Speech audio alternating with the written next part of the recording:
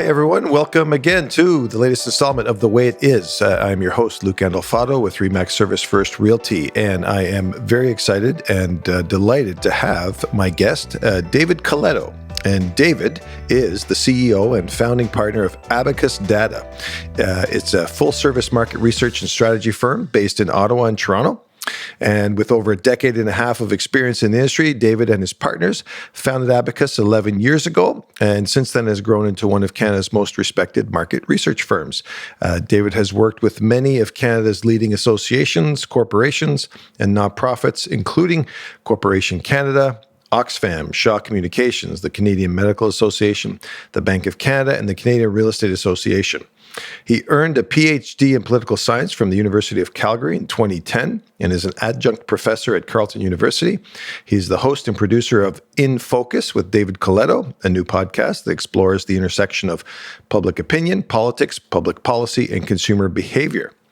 He's a millennial, a foodie, a cyclist, and an avid traveler. He's been tracking Canadian public opinion and consumer trends on technology, news consumption, and public policy for years, and is one of Canada's leading experts on generational change and millennials in particular. Thank you for being here, David. Great to be here, Luca. Thanks for having me.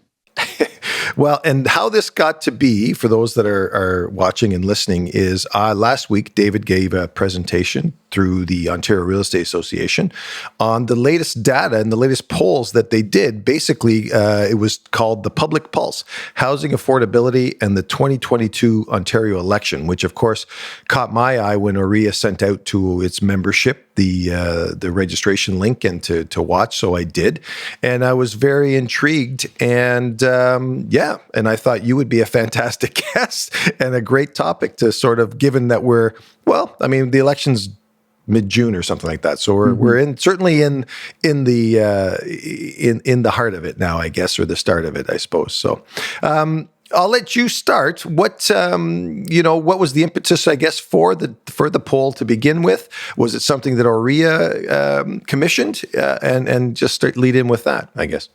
Yeah, I think housing and housing issues have been front and center now for many years, even before the pandemic. And we've done previously a lot of work with the Canadian Real Estate Association. And so OREA, in the lead up to the provincial election, really wanted to get a pulse of the province and people living in the province, and how housing affordability, housing accessibility was going to play, if at all, in the decisions that voters might make as we get towards that provincial election. So, the research, and they're going to have more of it released over the next few weeks. But what we did first was just to set up the stage for, at least in early 2022, where was the public in their thinking about this issue and how it might impact, again, their choice, how they might vote, and what they want to hear from political leaders as we head towards that election. So what... and I looked through your having listened to it, and then what stood out for you then, I guess? Because, of course, as a realtor and through the pandemic and now coming out of the pandemic, the market is still really... I mean, I've done this for 34 years, and it's unlike anything I've ever witnessed in my entire career, and it continues to just turn all the rules on its head. So what stood out for you, I guess, was some of the highlights, I suppose? Yeah, well, I think, let's start with the top issues. So when we ask Ontarians what issues they want their government, their politicians to focus on, not surprising, even as we record this, we're still in the middle of a pandemic. Hopefully it's in its final days. And so that is front and center for people. But the other issues beyond the pandemic in particular are related to the pandemic, right? The rising cost of living, improving our healthcare system, long-term care for seniors, and housing affordability, making housing more affordable, really top out the top five. And in a way, the pandemic has had an impact on all of those other issues. Put a spotlight on long-term care, reminded us how fragile our healthcare system is, but more acutely to more people, it's raised the cost of a lot of things we need: gas, food, housing. And so that's the first, I think, outcome is that housing has been in Ontario, particularly in the Greater Toronto area, where I live in Ottawa, It's been an acute issue, but it's spread beyond those two big cities, right? When we look at housing as a top issue across the province, people living up north or in the southwest or in the east parts of this province are as likely to rate it as a top issue as those living in the GTA or in the Greater Toronto area. So that's the pandemic effect. It's not to pun here. It's spread like a virus, this idea, beyond the place that it was already a real problem. So you've got people in places like Bancroft or small towns like Smith Falls, close to where I live in Ottawa, that have seen housing prices increase by more than triple digits, right? Not double digit increases. And that's putting pressure not only on the people who own those homes, but on the people who want to live in those communities and aspire to own a home. So it's clear this issue is front and center. And that means, and this was the real point of the survey, was that voters are going to expect to hear how our political leaders, who those men and women who aspire to be premier of this province after the election, want to be an MPP, what are they going to do about it? And how are they going to help? Because I think it's hit a point now where people aren't just worried about their own ability to own. They now see that having a deeply unaffordable, inaccessible housing market long-term means that our provinces can be less competitive in attracting people to start a business and live and work in our province. So that's the biggest takeaway. And it's not a new phenomenon, but it's one since our last survey we did last year for OREA has actually intensified. So it's not like there's relief. People are feeling like it's getting better. In fact, the frustration, particularly among younger Ontarians who want to buy a home, those so-called millennials like me, I own a home, I'm lucky. But there are many who worry about it every day. You probably interact with them looking to buy a home and within hours it's sold and they get so frustrated that they feel like they're falling behind and they're never going to catch up to be able to afford that. So I'll start with this then. I mean, you alluded to a survey you did last year for OREA, but I mean, from where I sit and fortunate to have the experience that I have and the time in that I have, this isn't a new phenomenon. And it's like everything else that we've experienced over the last 24 months.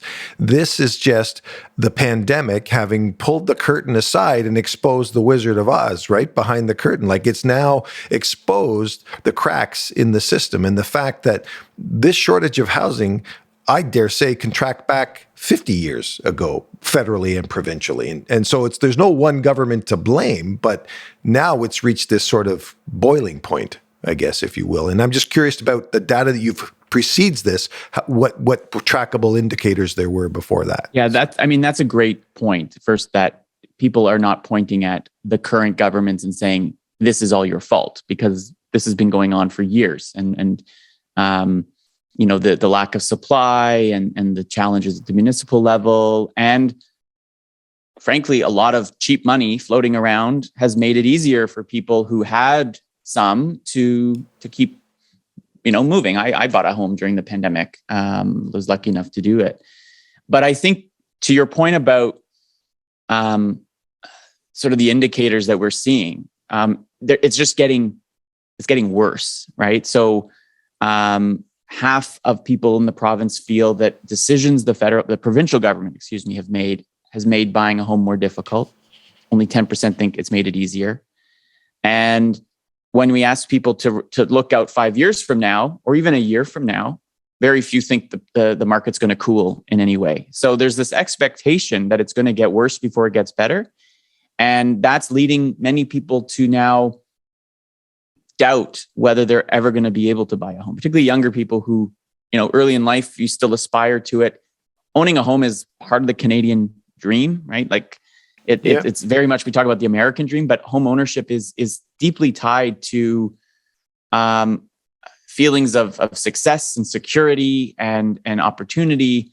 And so if people have that expectation and increasingly feel they can't achieve it, as someone who studies politics and how we think about things can turn into behavior, that's a scary cocktail for a political leader if you're perceived of not really understanding the issue and doing much to solve it. So I do think that the housing issue is one to watch because of that mix of frustration and uncertainty. And it extends beyond those who just can't buy. In this study, and there'll be more details from it next week, we looked at the parents of millennials, right? And the amount of money that they are, either gifting or loaning to their kids is quite substantial, which may affect their ability to retire when they want, and so many other things. So the housing market seems to be distorting, not just other parts of the economy, but also our psychology. And I see it even in the young people I work with who are just trying to save up as much money as they can. And I think this pandemic has felt like that point at which I can buy that home I want keeps getting further and further away, even though I'm working harder and harder and harder to try to get there. So it's a really fascinating and challenging time right now if you want to buy a home.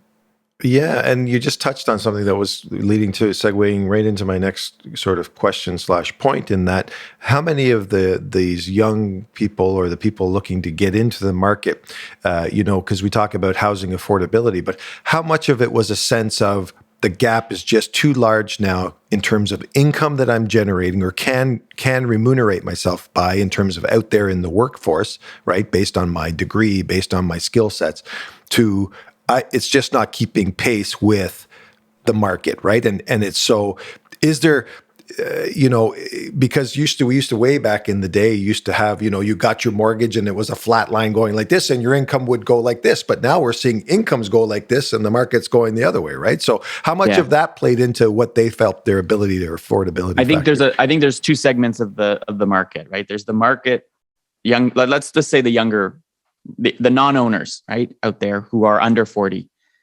I would say about a sizable portion of them are, as you described, right? They are making pretty good livings. They are generating, in some cases, high 5 figures, low 6 figure salaries. And when they look at the housing market in Toronto, Ottawa, they say, I don't know how I'm going to save up enough, because every time I feel like I've hit a milestone in my savings, the price jumps another 10%.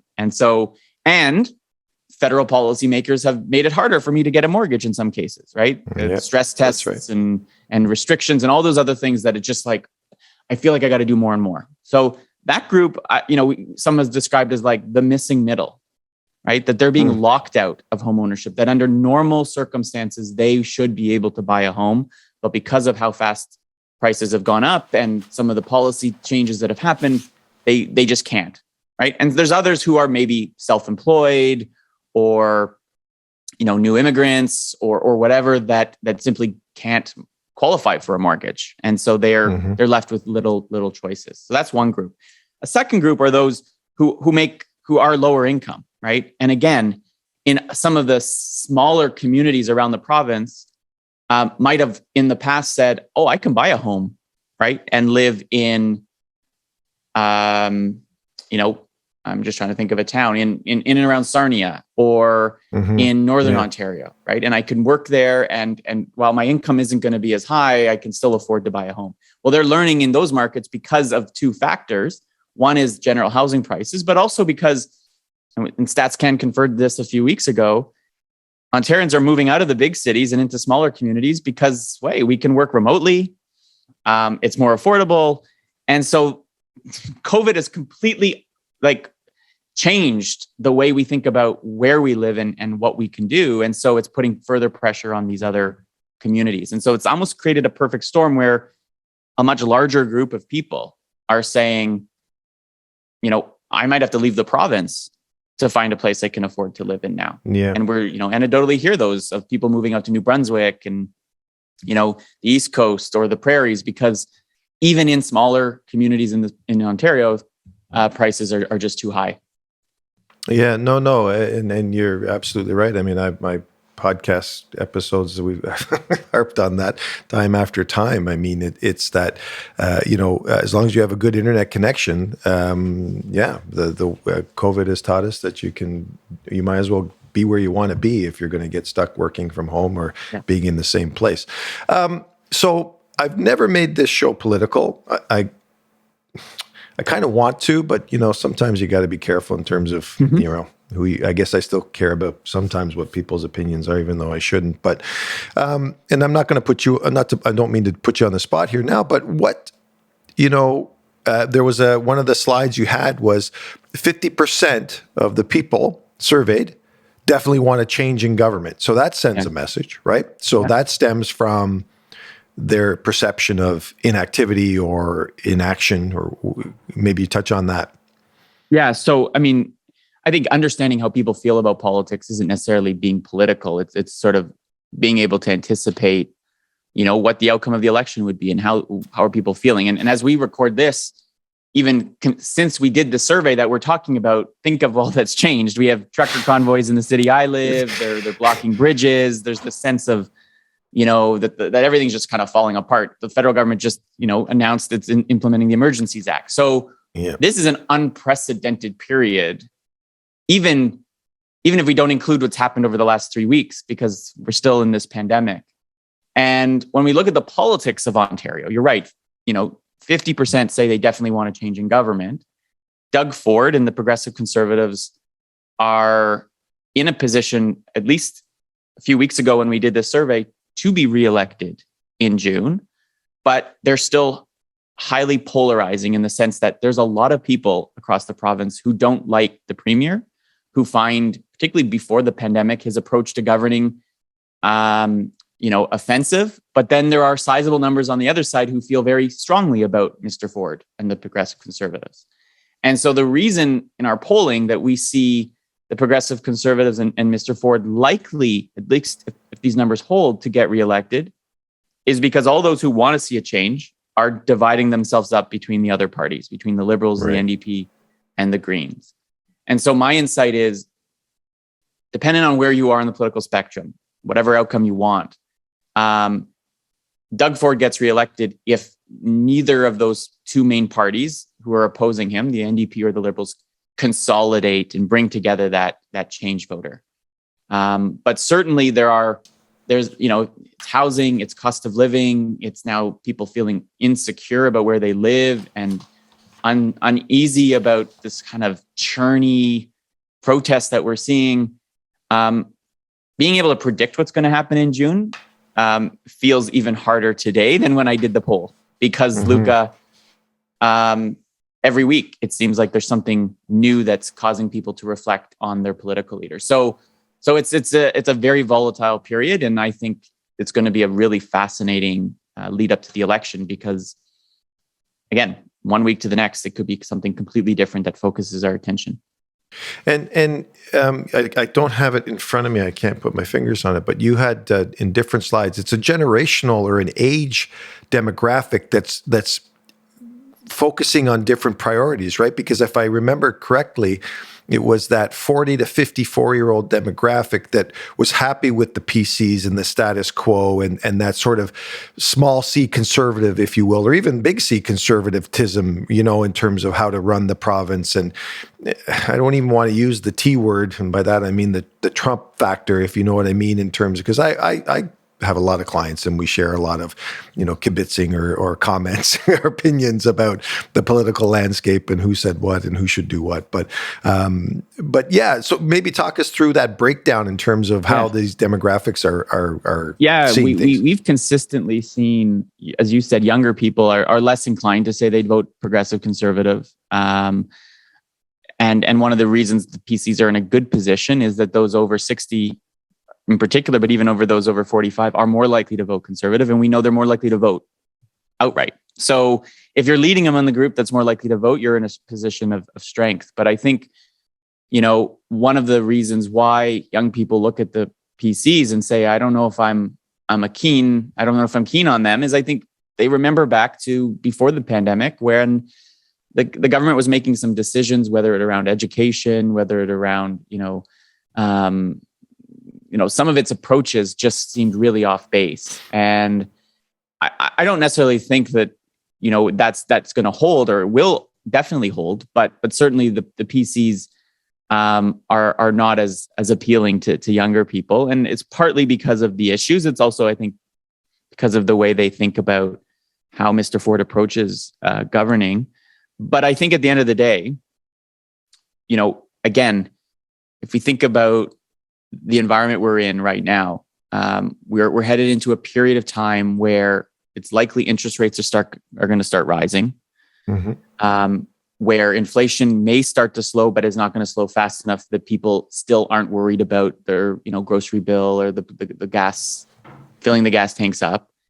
And we're getting more and more polarized and divided around how we get out of this pandemic and how fast that happens. So, mandates and protections and restrictions on where we can eat and all that stuff.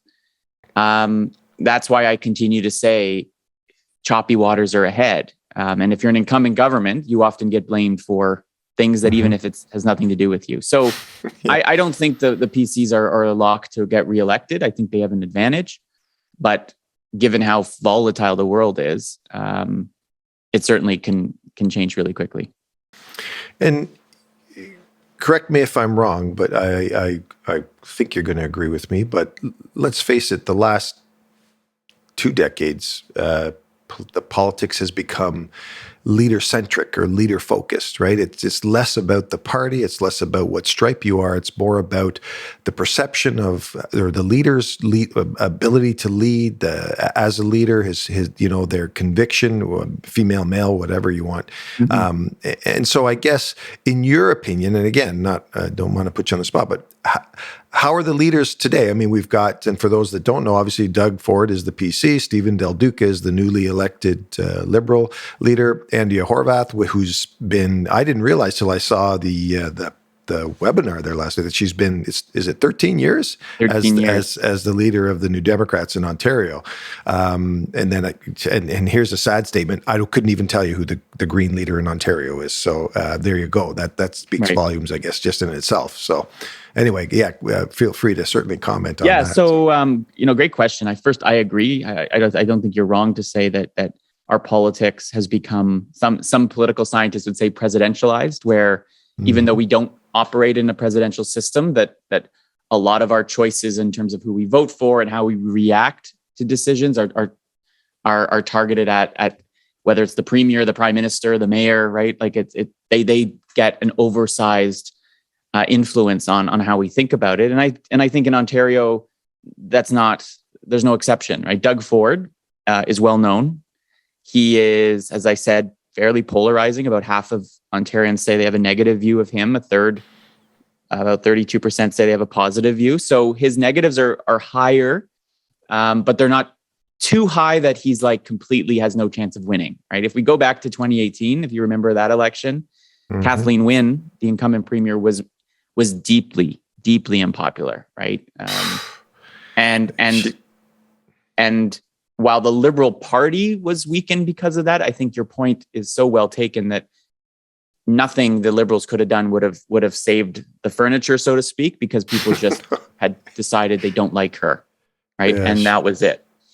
Now, for the opposition leaders, sorry? She's still reviled. Like it's like a Hillary Clinton sort of phenomenon. Yeah. It's just unbelievable. Yeah. And the whole province, just anything but her, I mean, it's crazy. Sorry, interrupt. It completely, collapsed their support. And that happened federally when Michael Ignatieff was leader and the Liberals were left in third place. And once you change the leader, things kind of reverted. And that's what we've seen. So, if we speak about Mr. Del Duca, the Liberals are polling, in our poll, they were just slightly ahead of the New Democrats in second. So they've bumped right back up. They're not anywhere near where they were when they were winning elections, but they're not down in the dumps like they were after the last provincial election. Mr. Del Duca, has the disadvantage of not having a seat in the legislature, of leading a party that is not technically an official party because it doesn't have enough seats to get the resources. So it doesn't get as much attention. And he's also unknown. He was a cabinet minister under Kathleen Wynne, but, Ontario politicians don't get a lot of attention. Most who aren't the prime minister or the premier don't either way. And so his both opportunity and his threat is that he's not well known. And those who do know him more say they don't like him than like him. So that's not a great sort of starting impression for Mr. Del Duca. His number one job is just to continue to raise his profile.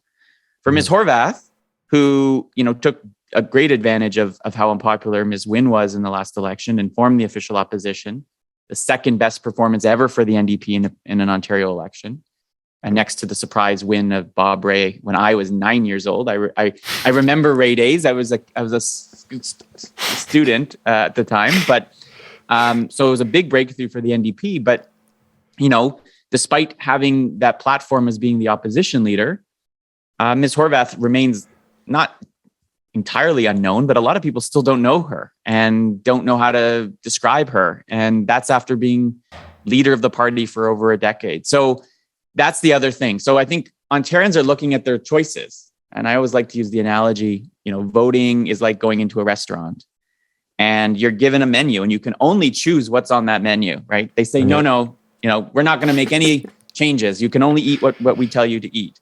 Well, some people will say, well, I'm leaving the restaurant. I'm not going to vote at all. None of this is appealing. But then for those who say, no, I'm hungry. I got to eat something. You make a choice. And so you may not love what you usually get, which might be who you voted for last time, but you really don't like any of the other choices. So you stick with what you know.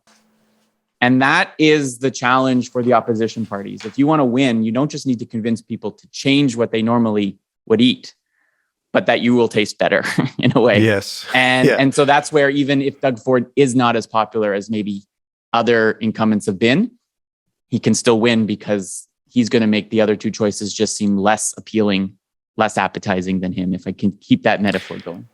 Yeah, no, I think that's a fantastic metaphor. And I guess what just popped into my head now, though, is that you start thinking about that sort of metaphor and how people resonate, but then it becomes strategic, right? Because then it becomes jeepers.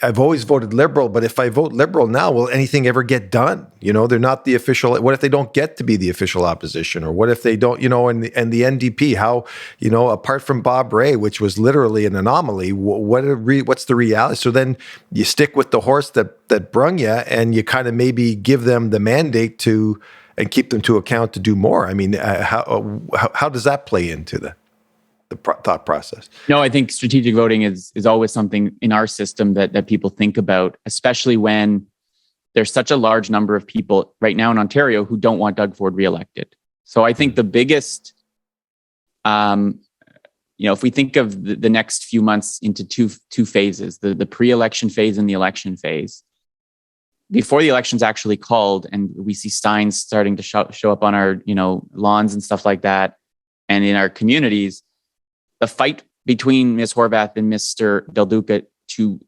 signal to those change voters who want Mr. Ford out that they are the best way to do it will be what the fight's about.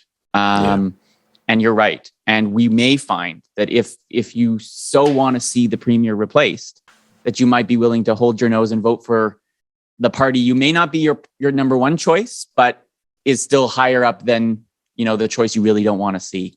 And so that's what I think happened in the last provincial election. A lot of people who may not have voted NDP normally voted for them because they were seen as the best choice to defeat Mr. Ford. They weren't successful, and now we'll see what happens. If that doesn't happen, though, it's clear in the data that Mr. Ford easily wins again. So that I think will be that trying to get people to think strategically will be a big part of the next few months. Now, I just I got a slide here and bringing it back to the housing issue.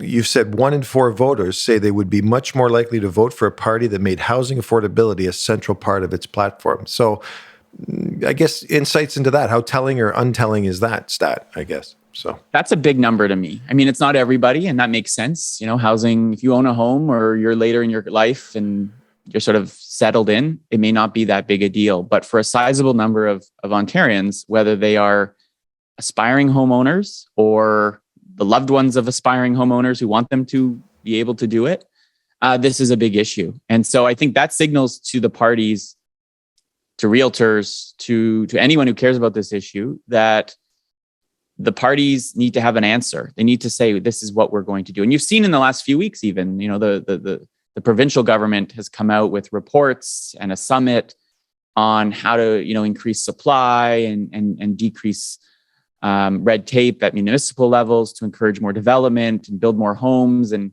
you've got the city of Toronto, debating and passing changes to zoning rules about, garden suites. Like, clearly the amount of energy and conversation that's happening about this matches the polling that we're doing, which is the public is seeking answers and solutions. And the fight over, not doing it in my backyard versus I don't mind if you build a tall condo down the street if I don't see it, will persist. But at some point, I think we're seeing it, the balance is shifting, and people are recognizing again that it's not just the personal effects of inaccessible housing, but the broader economic and social impacts of being a province that's no longer affordable to live in.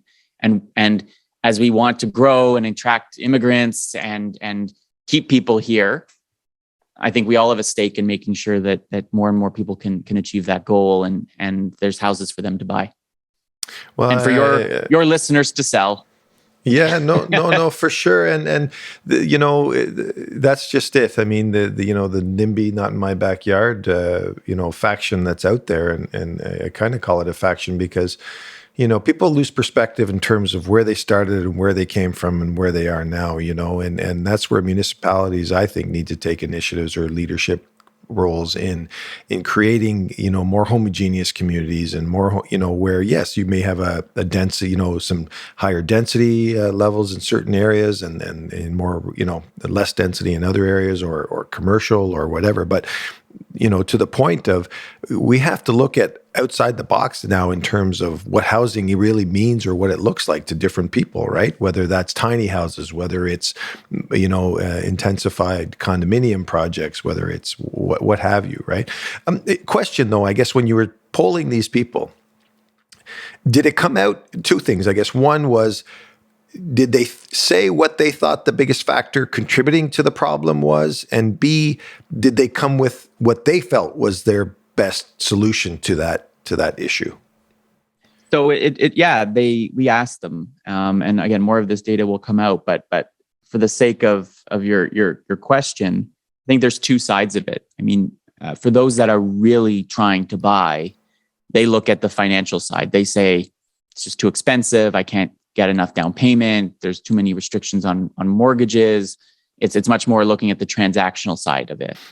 When you kind of force them to step back though and look at the broader kind of impacts, certainly more people think that not enough homes are being built in the province than should be, although that's not entirely universal. So I think, people need to understand that.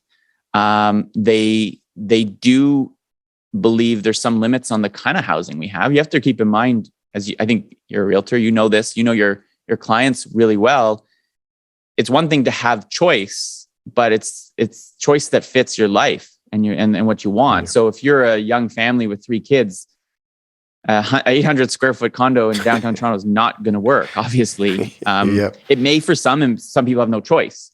But if you have some choice and you have the means, you're going to look elsewhere and you're going to look for a larger home and so on. So it gets complicated from that perspective.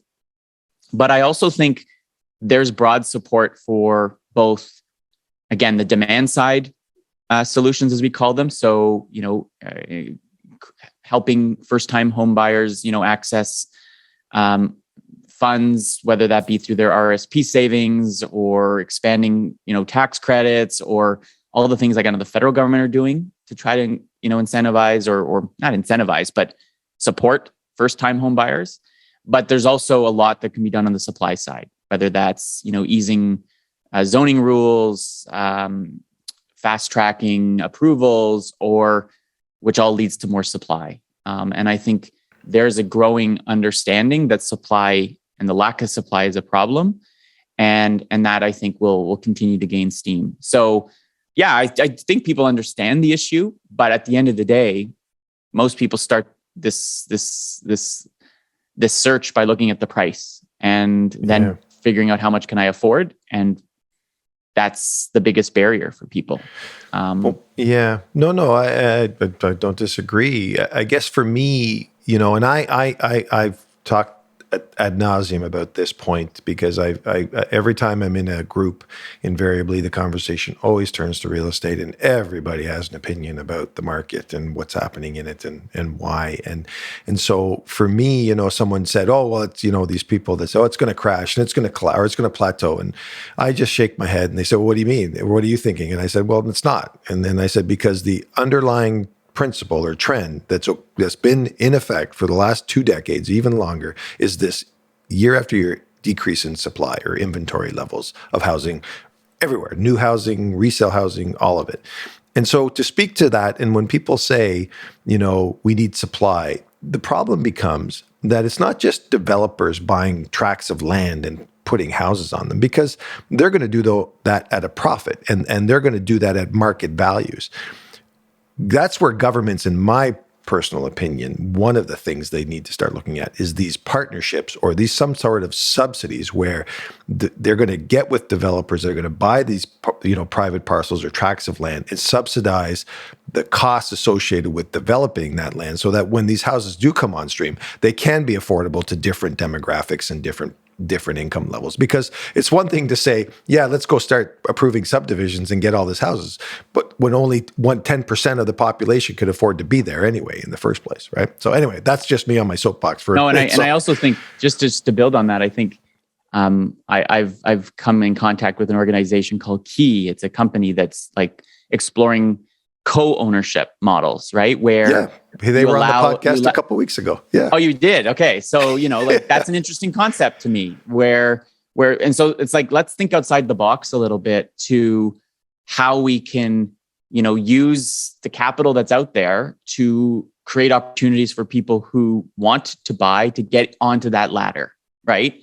And break apart the dichotomy between you have to be a full owner or you're a renter, and there's nothing in between when there is lots in between. So no, I think the pressure to look for creative solutions is going to continue to build as long as people want to buy a home and they see it as inaccessible, particularly for those who under normal circumstances should easily be able to get into the market. And that's that missing middle, who are powerful politically as well because they vote and they donate to parties, and there's lots of them in the key places that decide elections. Yeah. Well, listen, I'm just looking at the clock and I know you're busy and I don't want to keep you too much longer. So I guess I'll wrap up and say, from where you sit, and I've always tell people, I wish I'd had a crystal ball because I wouldn't be sitting here right now. I'd be sipping margaritas somewhere sunny and warm right now. But I guess as far as what you see, given the trends that you've done and the polls that you've done, what are some, I guess, projections or prognostications, I guess, if you will, going forward? So. Yeah, I think, one of the things just to keep in mind, I think particularly for your audience, is that dream of homeownership is not dying, but it's fraying. There's doubt rising. So, the long-term effect is of a market that feels inaccessible is that people start deciding to do something else with that money or changing their life plans. But I think, at least in the medium to short term of our politics, both in Canada and Ottawa, that we're headed towards what I think will be a competitive provincial election, one in which I suspect housing will be a big part of the conversation, but that the outcome remains very much unclear to me. And the policy implications of who wins the provincial election, maybe on the housing front and on the development side, may be pretty significant. And so don't assume anything, I guess, is my conclusion, which should be we should sew that into every pillow we have, because that feels like the last 2 years. Don't assume and think where the world is going, because you will be surprised. And that just means be flexible, be open-minded, and be ready to respond to kind of crazy stuff that's thrown at you. Yeah, no. And then we're very well put and very well said, and we'll end it there. And I reserve the right to maybe bring you back after the election to sort of see where the dust has settled and see, where the polling, what it showed and where it went and all that. That would be very interesting, at least for me anyway, and any let's do political it, Luca. junkies. Yeah. I'm game. All right. All right. Well, listen, all the best. Thank you so much, David. I really appreciate your time. And I'm sure we'll talk to you again then. So Take care. all right. Bye-bye.